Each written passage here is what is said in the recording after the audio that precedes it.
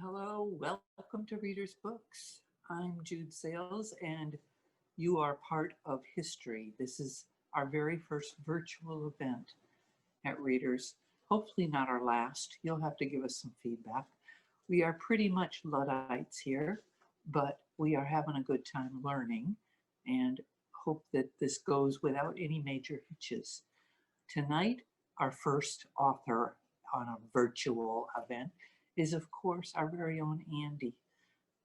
I met Andy 29 years ago when they were opening up the first Readers, and he came to buy fixtures at the bookstore I was working at and closing. And it's been a lovely 29 years ever since. He's become a very good friend as well as a very good boss. And I'm so happy I get to be here and part of this evening's whatever we're going to call it. The format will be simple. He's going to talk a little bit. He's going to read a little bit. And then there is a place on your screen where you can ask questions. We'll turn that on and you'll be able to type in anything you'd like to know. It's not quite the same as having an audience in front of you, but he will do his best to be Andy. I think we don't have to worry about that. Reason to Kill is the second of the Amos Parrisman novels. There are more to come, but we are so excited that it's out now. If you look carefully, you'll see behind me some blue and orange covers. That's the ones. The book is here, it's for sale. We hope to hear from you soon. Come in and buy it. That's what it's all about. But let's just get Andy sitting down instead of me leaning over, and he can tell you what he knows. Welcome, Andy Weinberger. Thank you, Jude. I have to say this is a little weird doing this, talking to a screen and not a live audience. I'm told there are hundreds of people out there in the Welterrhein waiting to listen to me. I don't believe it, but you know. Anyway, I want to welcome you all, wherever you are, to this event. And it's a little hard for me to talk without an audience, but I'm going to try. So this is the new normal we're in. As you know, it's a real upside down world we've inherited. And it's not the universe I would like to be selling my new book in, certainly. But I think we need to acknowledge that, and hopefully we'll get through it, at some point, and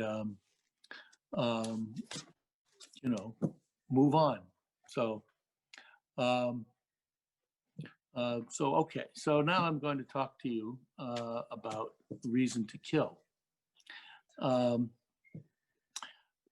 This is the second book in my series that's where the protagonist is Amos Parrisman, who, I don't know if you've read the first book. I hope you've read the first book, because that would help a lot.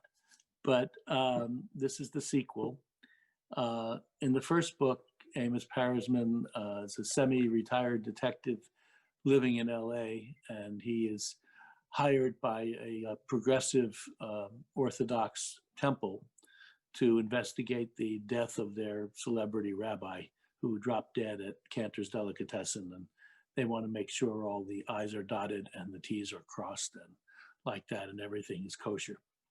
And it turns out it's not, of course.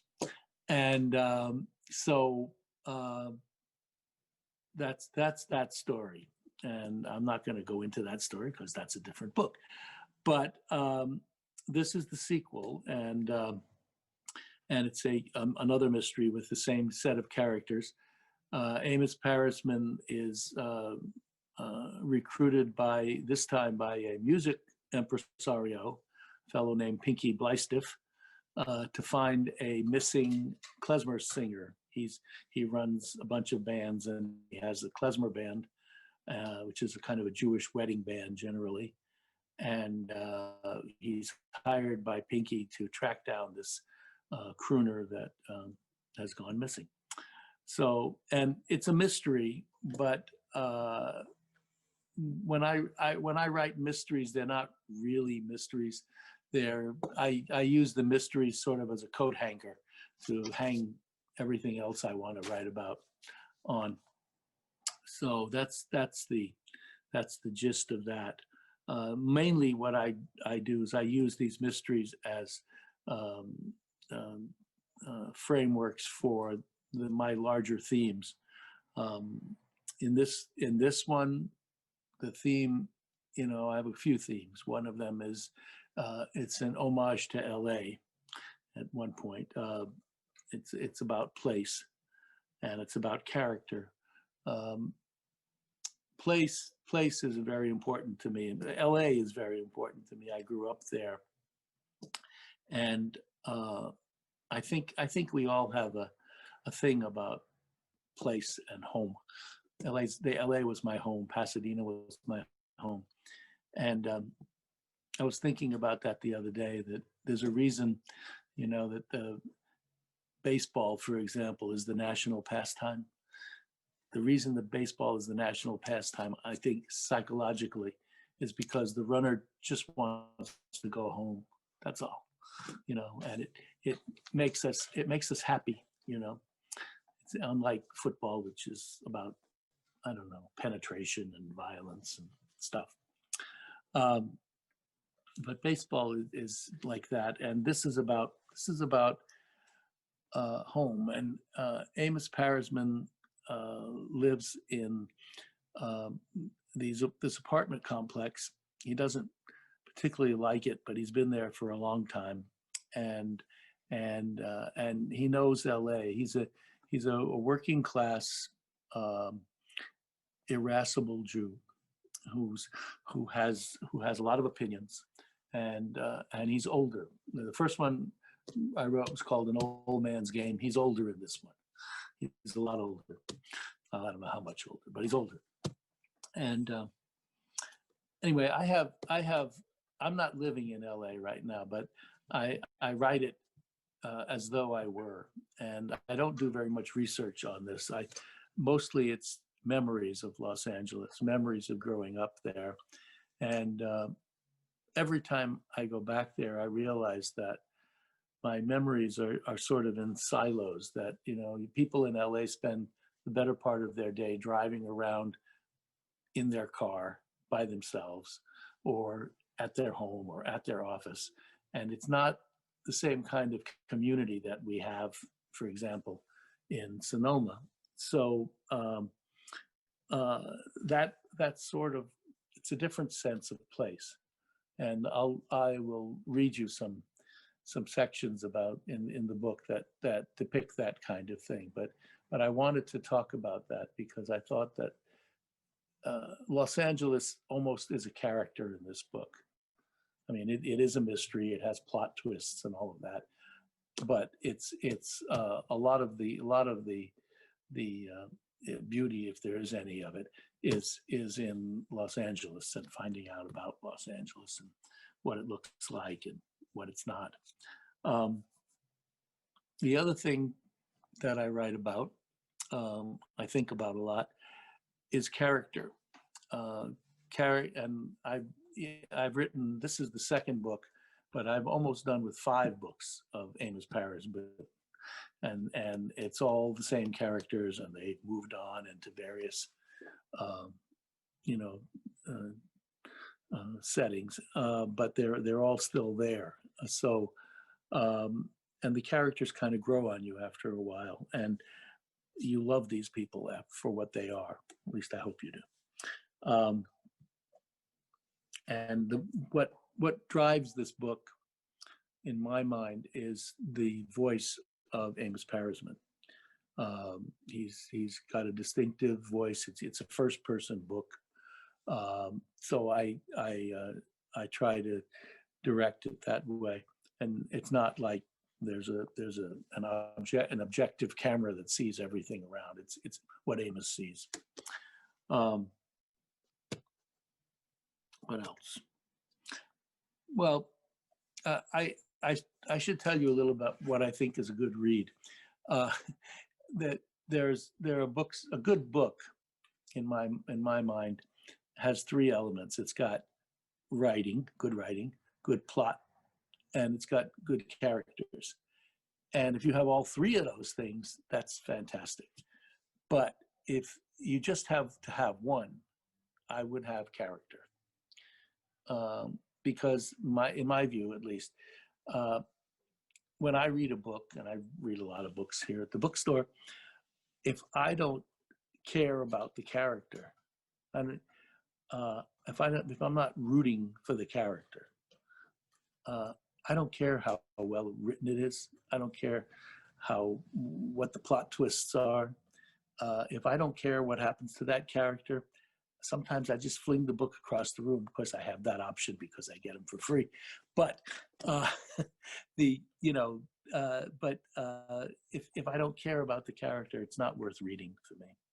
And so I've gone out of my way to make these books have characters that you care about, and they have some depth to them, I hope, and they're people you can root for. So that's the gist of that. And let's see, what else can I tell you about Reason to Kill? Well, maybe I should just read to you a little bit and give you a taste of the book, and then we can talk about it a little bit. Amos Parasman basically eats his way through Los Angeles. He's kind of a no-nonsense guy, and I'll just read to you from the beginning here, and you'll get a sense, I hope, of what he's all about. This is Reason to Kill, Chapter 1. My phone jingles as I push down the down button inside the elevator. I fumble around and reach into my pocket. Too late. Whomever it was hung up.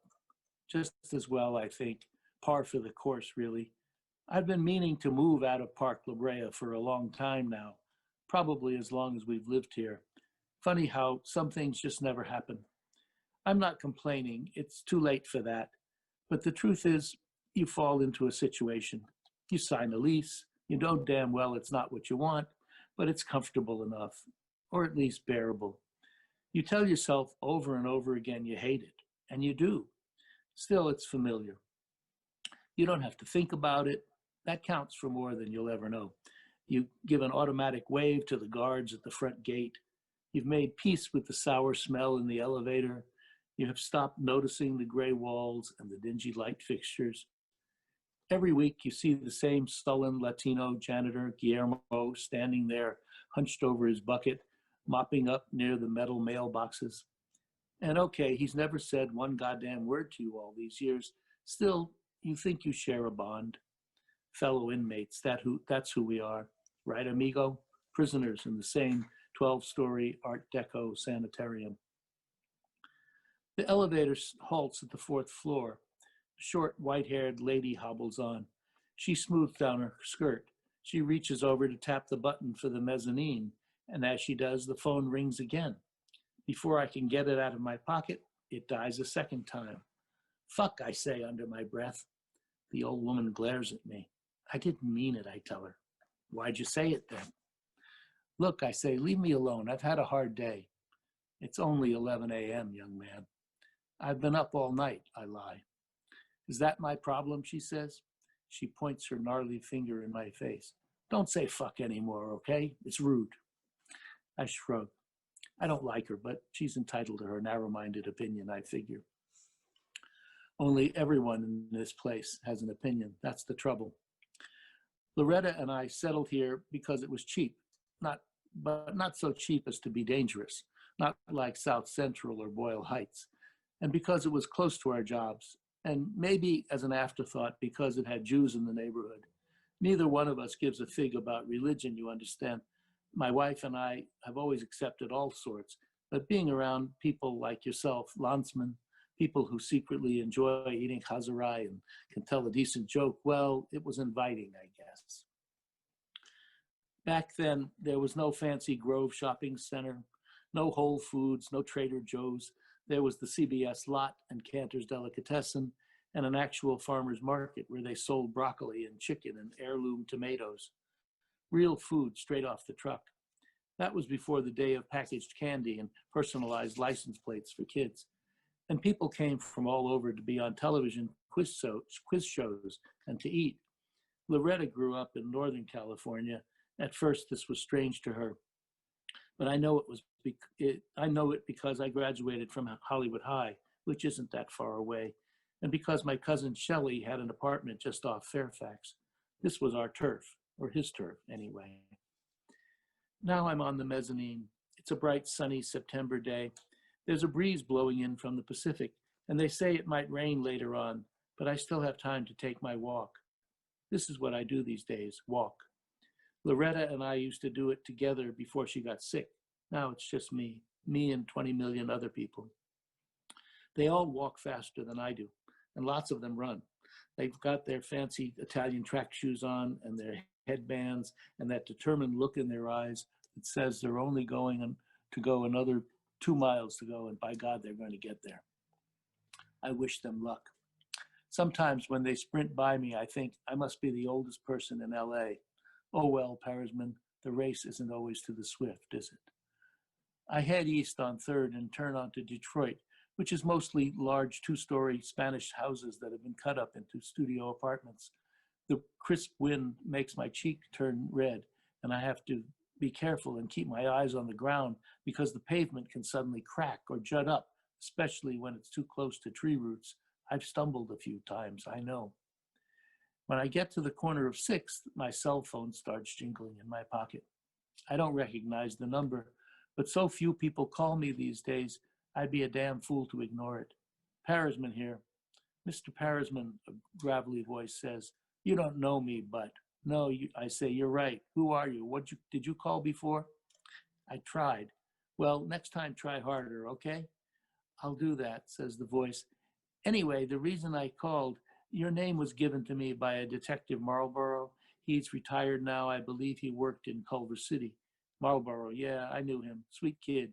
We haven't talked in a couple of years, though. Yes, well, the voice continues. Detective Marlborough thought you'd be the perfect man for the job I have in mind.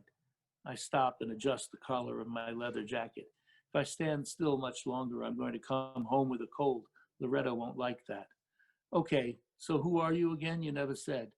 The name is Blystiff, he says. Pinkus Blystiff. Most people call me Pinky. It's easier to remember. Detective Marlborough said an awful lot of good things about you. That's terrific. You tell him the check's in the mail, okay? Meanwhile, what can I do for you? There's a pause. I don't think I should discuss it over the phone. It's a little sensitive, but I'll make it worth your while, I promise. Maybe we can meet somewhere. Is that possible? We could do that. Because it'd be much better. I mean, I'd feel more comfortable if we sat down face to face, got to know one another, maybe have a cup of coffee somewhere. That'd be my preference. Are you free right now? Am I free? Hell, I've been free for months, ever since I worked that Diamant case, the one where the shul on La Brea hired me to double check what really happened when their famous rabbi dropped dead eating soup at Cantor's. Free is a euphemism in my book. Free is what you are when you don't want to retire yet, but nobody's beating a path to your doorbell.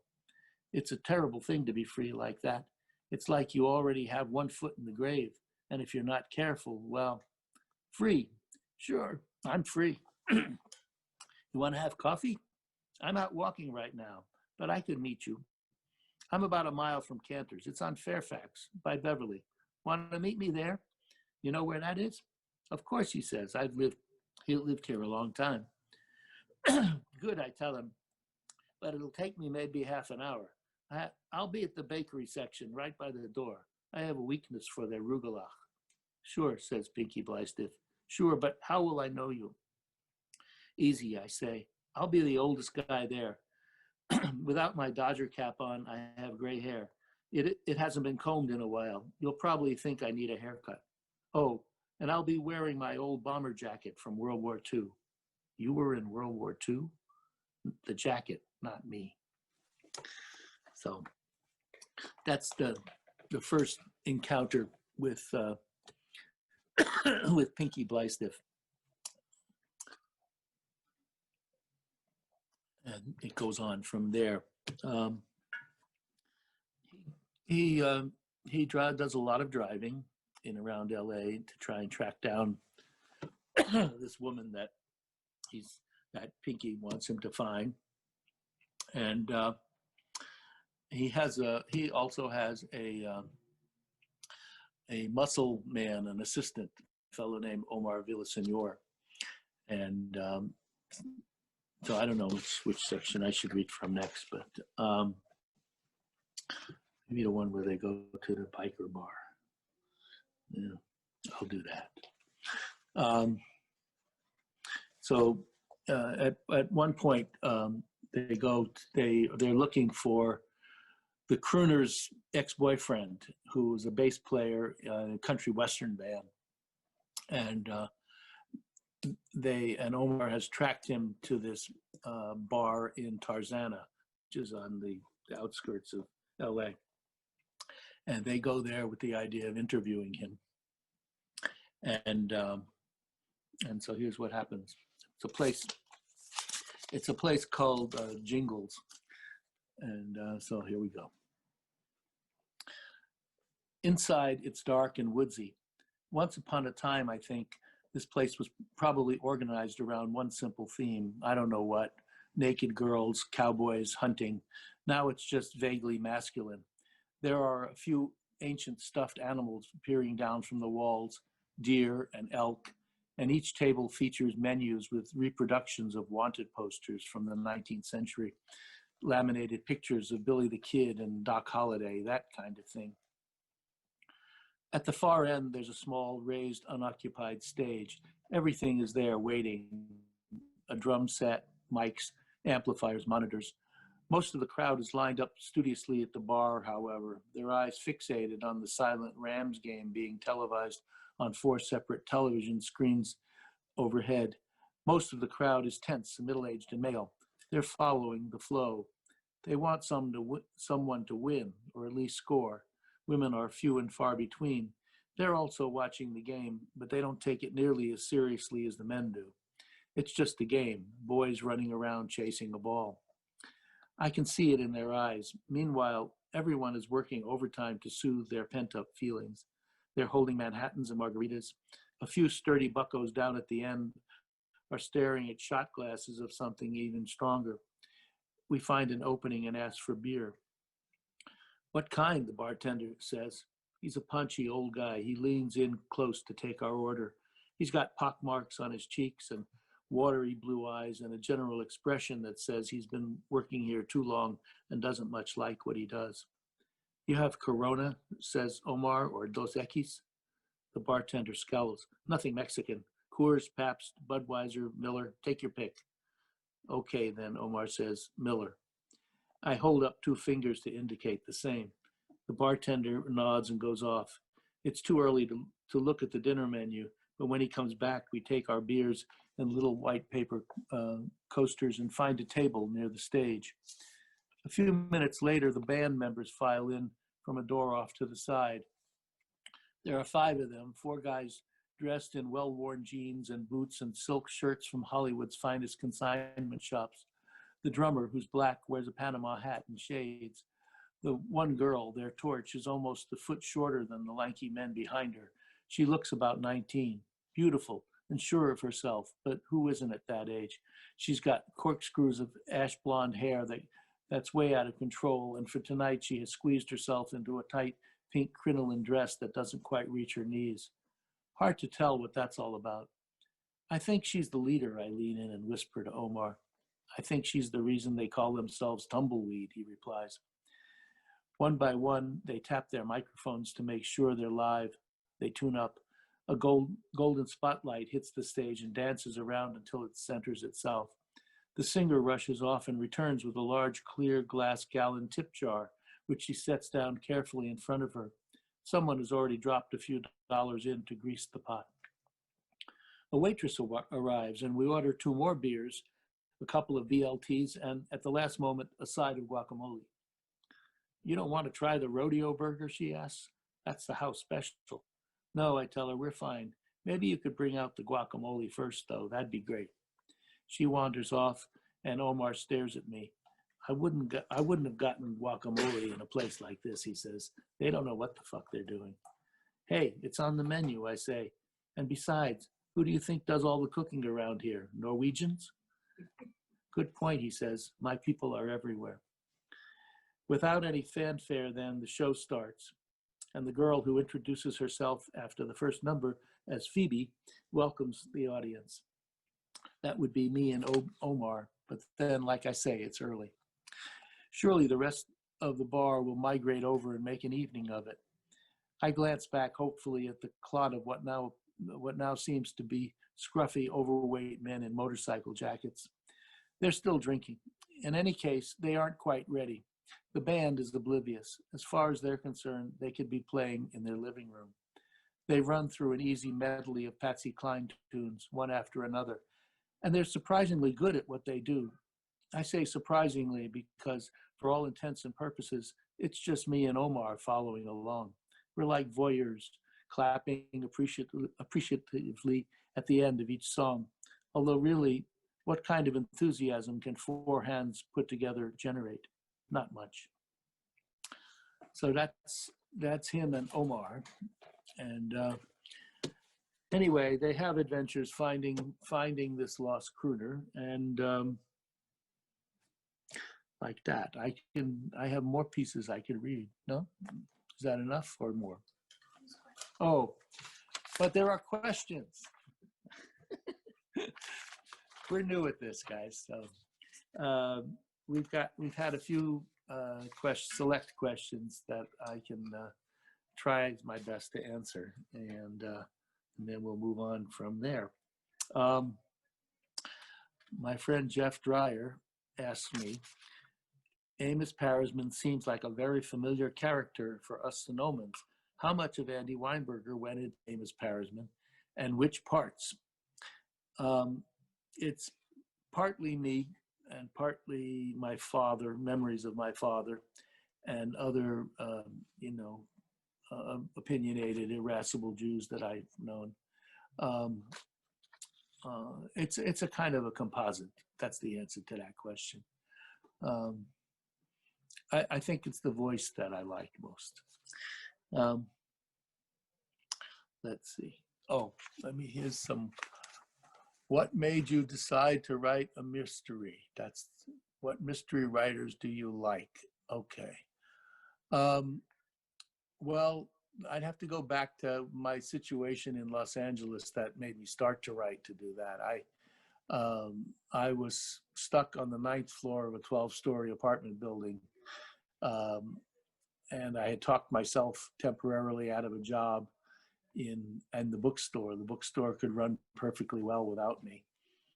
And I didn't know what to do. All I had to do was think about what to make my wife for dinner that night.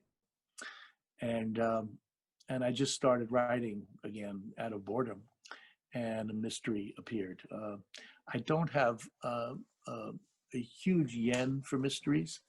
Sometimes I read them, but I've read a lot of older mystery people, and I like James M. Cain. I like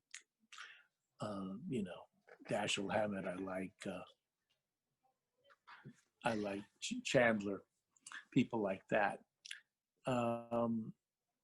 But it's not mysteries per se that attract me. It's character novels. So, okay. And then,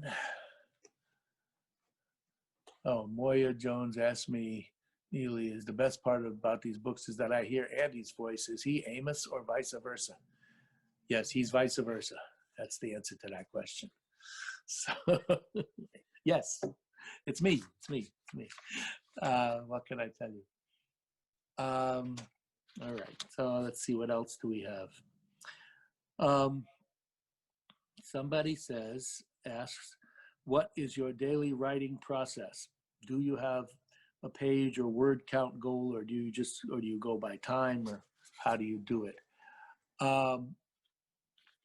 My process is I go to work at the bookstore in the morning, and then about noon I get hungry and I go home and I eat lunch, and after that I start writing, and I can do that for 2 or 3 hours, and then I either fall asleep or just say the hell with it and stop. Um, and generally, I do about a page or two a day, and that's not a goal, but that's just what happens.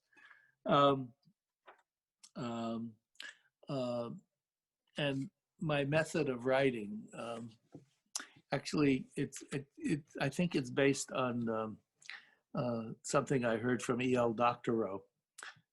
He used to say that writing a book is like driving a car down a mountain road on a foggy night, and you can only see a little bit in front of you, and so you can only drive as far as you can see. And so maybe you drive 20 feet, and then the next night you do another 20 feet, and gradually, step by step, you get down the mountain. And that's kind of what I do. I don't plot them out. I don't have outlines. I kind of let the characters dictate where it goes. I mean, I have some very strong characters, and they have opinions, but you certainly want to solve the crime and stuff like that, but it's not rigid by any means. Somebody asked me, how are you in the middle of 5 books? How does that work? I'm not in the middle of 5 books. I've finished 4 books. There are 2 now out. 2 are done and waiting in the oven. And the 5th book, I'm about, I don't know, 20, 25 pages away from finishing. I just keep writing them, and that's how that goes. So let's see. Yada, yada, yada. You've been writing for much of your life. Do you still have your juvenilia? Do you ever read it or want to read it? I still have a little juvenilia laying around in the garage, and I don't want to read it very much, because it's, when you've done something and it doesn't work, I don't know. I wrote a bunch, 3 or 4 novels in the 80s when I really thought I was an artiste, and I had an attitude about it, and I almost got one of them published, and I'm really grateful that it didn't happen now, because I went back and looked at this book years later, and I read it through, and it reads really well, but I don't know what the hell I was talking about. I don't know what the problem was. I don't know what these people cared about, or why I would care about them. It was silly. It was very glib, but it wasn't much. Maybe that was the style back then. I don't know. Anyway, I'm glad they didn't publish it. So, what else?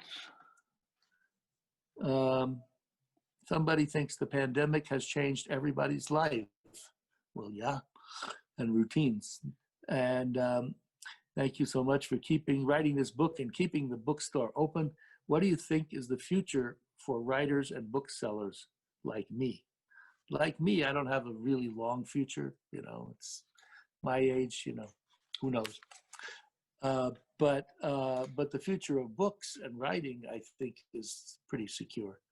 When Gutenberg invented the movable type, they thought that was going to go on forever, and then eventually other media came up. There were radio, and then radio was supplanted by television, supposedly, and they kept thinking that each new media would be the death knell for the previous one. It turns out that all these media still coexist.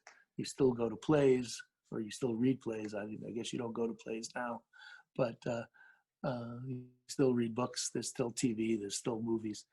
I think there's a space for all of this stuff. So I think there'll always be an enduring audience for these things. What is the meaning behind my titles? How do you pick them out? Geez. The meaning behind my title.